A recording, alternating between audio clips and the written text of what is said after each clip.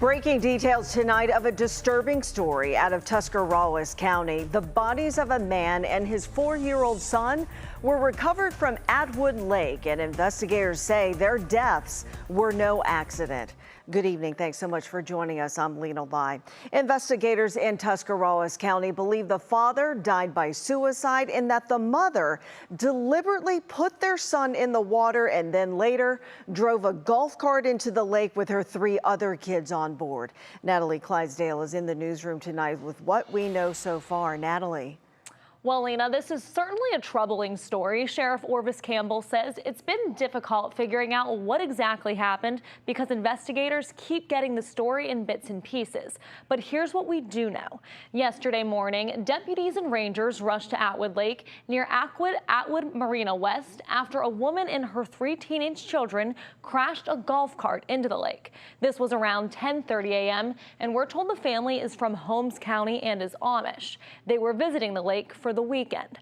Officials say while the woman was being helped out of the water, she made concerning statements about talking with God. The sheriff's office says it was clear that the mother intentionally crashed into the water. After continuing to talk with this woman, officials became concerned about the woman's 45-year-old husband and their 4-year-old son. Around 6 o'clock last night, the 4-year-old's body was found at the bottom of the lake near a dock. And at 9:30 this morning, the husband's body was pulled from the water. Sheriff Campbell says the man intentionally drowned himself, and hours later, the mother, quote, intentionally put the child in the water. The woman has admitted that she put the 4-year-old in the water because she believes she was told to do that. There were many witnesses that saw her drive them into the lake off the golf cart. When all of those people came to the realization that it was an intentional act, they were deeply affected. There was a lot of people very emotionally affected to the point that they didn't know what to say. You know, I've encountered people that were crying. Well, the woman has been taken to the hospital for mental health concerns. Sheriff Campbell says charges have not been filed yet, but says they likely will be.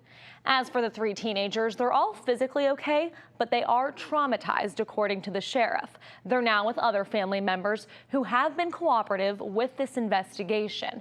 Now, the identities of the victims will be released by the coroner's office once all family members have been notified. Tonight at 11, we'll have more from the sheriff. Lena. All right, Natalie Clydesdale, a lot to unpack here. We'll hear more coming up at 11. Thank you.